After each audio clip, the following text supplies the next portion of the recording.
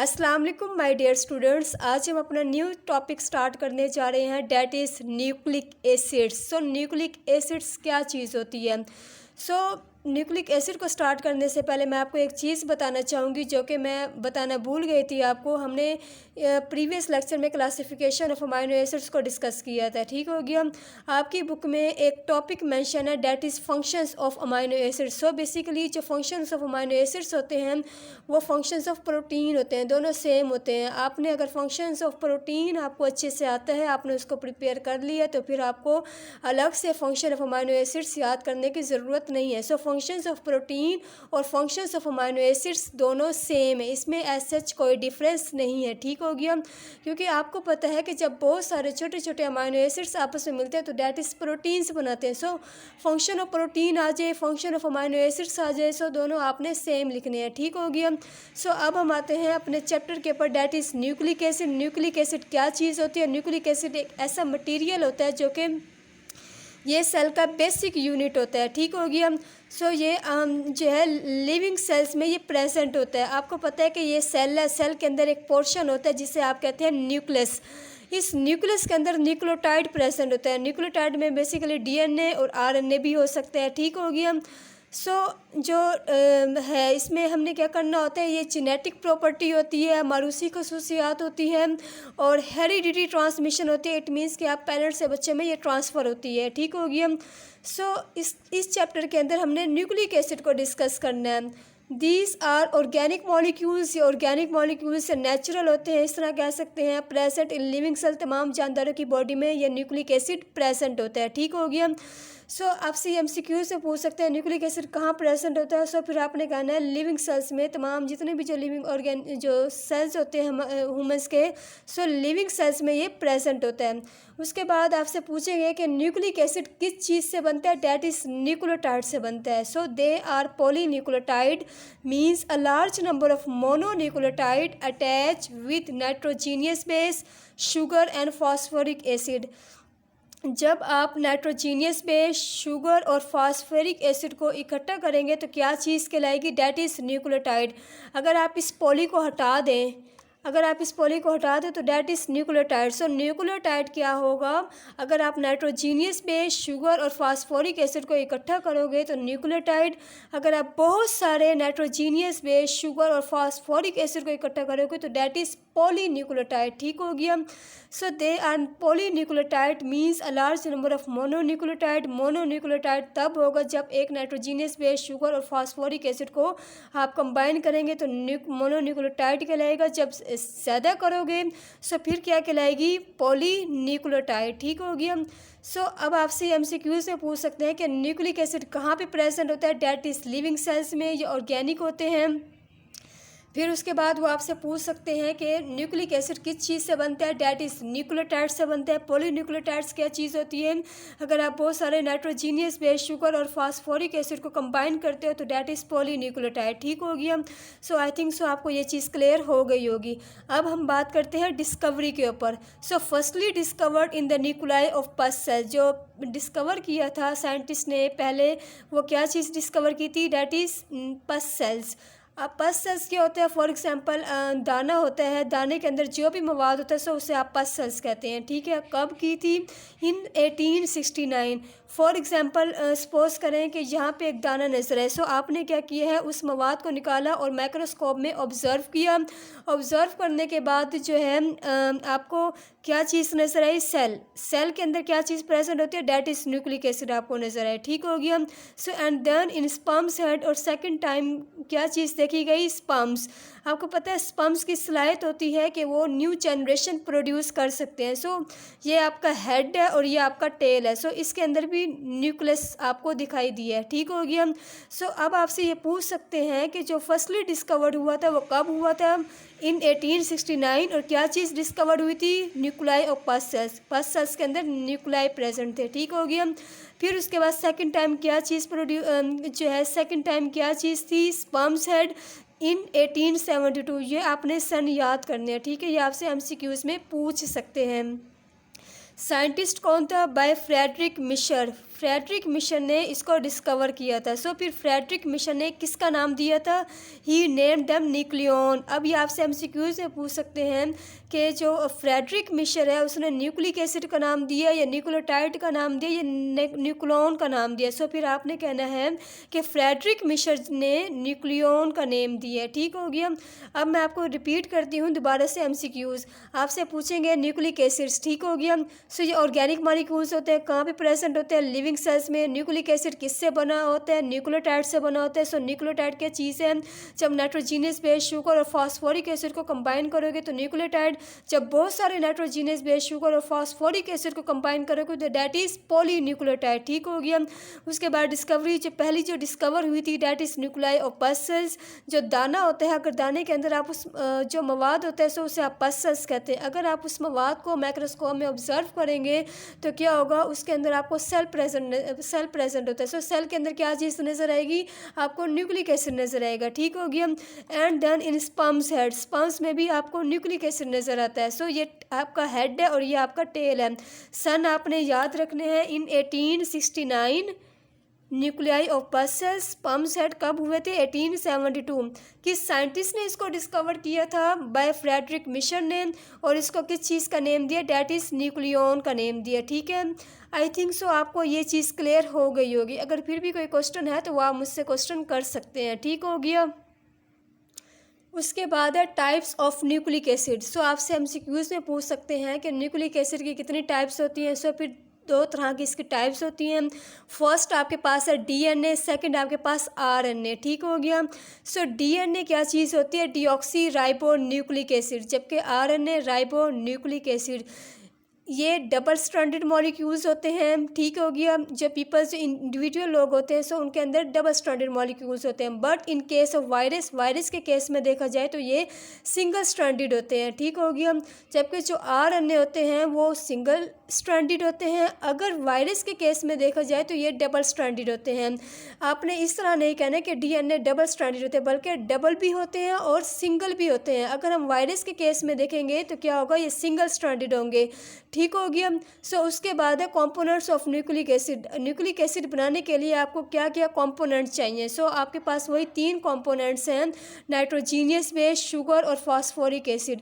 Nitrogenous base क्या चीज़ होती है? Adenine, guanine, cytosine, thymine. ये मैं आपको आगे जाके बताऊंगी। ठीक हो गया। शुगर आपके पास कौन सी हो सकती है? वो DNA भी हो सकती है और RNA भी हो सकती है। उसके बाद है फास्फोरिक एसिड। ठीक हो गया। सो ये 3 कंपोनेंट्स हैं, आपने इसमें मेंशन करना है। अगर वो आपसे पूछ सकते हैं कि न्यूक्लिक एसिड बनाने के लिए किन कंपोनेंट्स की ज़रूरत होती है, तो फिर आपके 3 कंपोनेंट्स होते हैं। First nitrogenous base, second sugar, third phosphoric acid. उसके बाद ये 2 चीज़ें बहुत इंपॉर्टेंट है, ये आपके वाइवे में पूछ सकते हैं, न्यूक्लियोसाइड और न्यूक्लियोटाइड्स। न्यूक्लियोसाइड क्या चीज़ होती है? जब आप नाइट्रोजीनियस बेस और शुगर को कंबाइन करते हो तो डेट इज़ न्यूक्लियोसाइड। जब आप नाइट्रोजीनियस बेस, शुगर और फास्फोरिक एसिड को कंबाइन करते हो तो डेट इज़ न्यूक्लियोटाइड्स। ठीक हो गया। So the combination of nitrogenous base with sugar is called nucleoside. The combination of nitrogenous base with sugar and phosphoric acid is called nucleotides। So आपने ये याद रखना है। स्टूडेंट्स क्या करते हैं? इसको मिक्स कर देते हैं। फर्स्ट 2 आपके क्या कहलाएंगे? That is nucleoside. और ये 3 आपके क्या कहलाएंगे? That is nucleotides. आपको याद होगा हमने अभी ये बात डिस्कस की है कि न्यूक्लियोटाइड्स किससे बने होते हैं।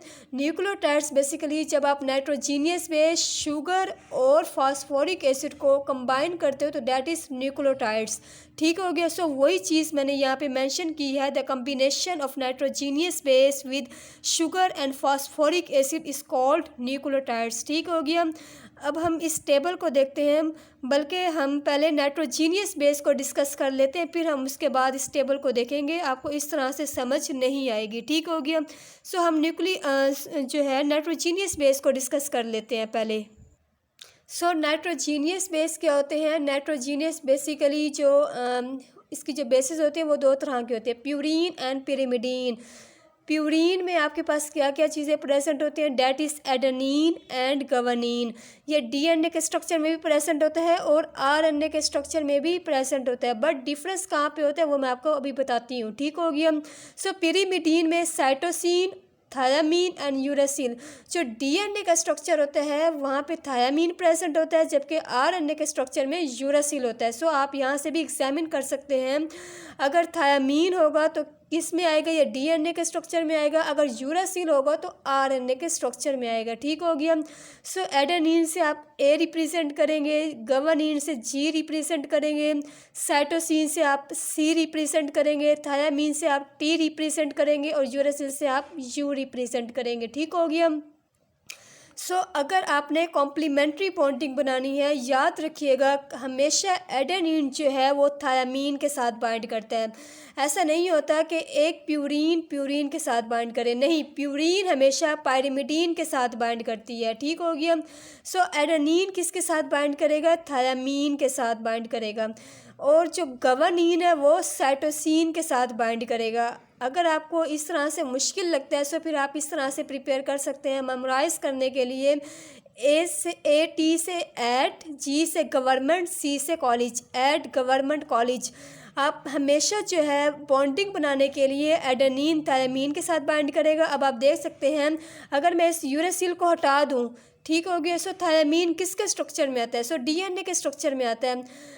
उसके बाद यू किसके स्ट्रक्चर में आता है, आरएनए के स्ट्रक्चर में आता है। एडेनिन थायामीन के साथ करेगा या फिर यूरासिल के साथ करेगा, जबकि जो गवानीन है वो साइटोसिन के साथ करेगा। ऐसा नहीं होता कि गवानीन थायामीन के साथ, गवानीन एडेनिन के साथ बाइंड करे, साइटोसिन यूरासिल के साथ, नहीं, ऐसा नहीं होता।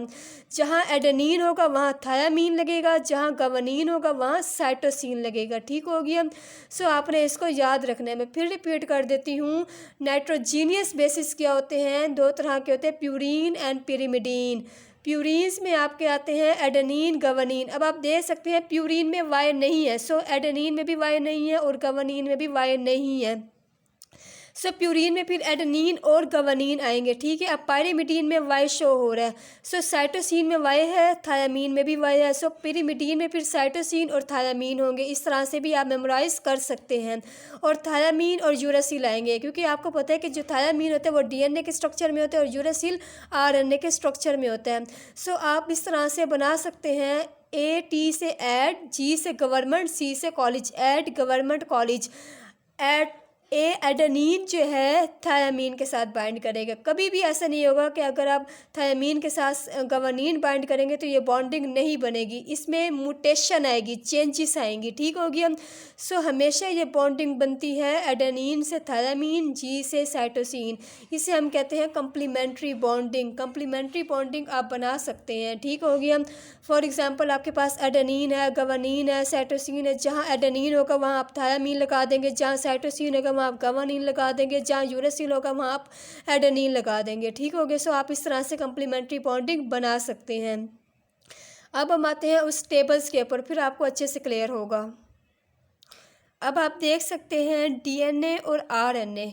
सो इसमें कौन सी शुगर होती है, डीएनए में डीऑक्सीराइबोज शुगर होती है। ये आपसे एमसीक्यूज में पूछ सकते हैं कि डीएनए में कौन सी शुगर प्रेजेंट होती है, डेट इज़ डीऑक्सीराइबोज।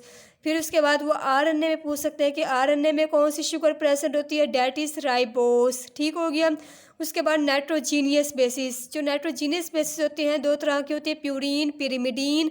प्यूरीन जो है आपके डीएनए के स्ट्रक्चर में भी सेम होंगे और आरएनए के स्ट्रक्चर में भी सेम होंगे। प्यूरीन में क्या चीज़ प्रेजेंट होती है, एडेनिन और गवानीन प्रेजेंट होती है। ठीक हो गया। फिर इसमें आरएनए के स्ट्रक्चर में भी प्यूरीन में एडेनिन और गवानीन प्रेजेंट होगा। जस्ट डिफरेंस कहाँ पे होगा, अगर डीएनए का स्ट्रक्चर होगा तो थायामीन प्रेजेंट होगा, अगर आरएनए का स्ट्रक्चर होगा तो डेट इज़ यूरासिल प्रेजेंट होगा। सो एडेनिन गवानीन सेम है, साइटोसिन भी सेम है, साइटोसिन भी सेम है, जस्ट डिफरेंस थायामीन और यूरासिल है। ठीक हो गया। फिर रिपीट कर देती हूँ, डीएनए जो है उसमें कौन सी शुगर प्रेजेंट होती है, डेट इज़ डीऑक्सीराइबोस। आरएनए में कौन सी शुगर प्रेजेंट होती है, that is ribose. Nitrogenous basis को देखा जाए तो प्यूरीन्स और पिरिमिडीन्स। जो डीएनए का स्ट्रक्चर होता है प्यूरीन दोनों में सेम होते हैं, जस्ट पिरिमिडीन में एक चीज़ डिफरेंस होती है, डेट इज़ थायामीन और यूरासिल। प्यूरीन में आपकी एडेनिन और गवानीन प्रेजेंट होते हैं, जबकि पिरिमिडीन में साइटोसिन और थायामीन। थायामीन किसको इंडिकेट करते हैं, डीएनए के स्ट्रक्चर। ठीक है। आरएनए में क्या होगा, प्यूरीन वही चीज़, एडेनिन, गवानीन, पिरिमिडीन में क्या चीज़, साइटोसिन सेम है, जस्ट यूरासिल डिफरेंस है। उसके बाद फॉस्फोरिक एसिड डीएनए में भी प्रेजेंट होता है और आरएनए में भी प्रेजेंट होता है। आई थिंक सो आपको ये चीज़ क्लियर हो गई होगी। सो हमने आज का जो हमारा टॉपिक था वो था न्यूक्लिक एसिड। हमने न्यूक्लिक एसिड के बारे में ये चीज़ पढ़ी कि nucleic acid basically organic molecules होते हैं। ये कहाँ पे प्रेजेंट होते हैं, लिविंग सेल्स में प्रेजेंट होते हैं। न्यूक्लिक एसिड किस चीज़ से बनता है, डैट इज़ न्यूक्लियोटाइड से बनता है। न्यूक्लियोटाइड्स क्या चीज़ होती है, जब आप नाइट्रोजीनियस बेस शुगर और फॉस्फोरिक एसिड को कंबाइन करते हो तो डैट इज़ न्यूक्लियोटाइड। जब आप बहुत सारे nitrogenous base sugar phosphoric acid को कंबाइन करोगे तो डैट इज़ पॉलीन्यूक्लियोटाइड्स। उसके बाद हमने न्यूक्लिक एसिड की उसके बाद हमने डिस्कवरी देखी थी।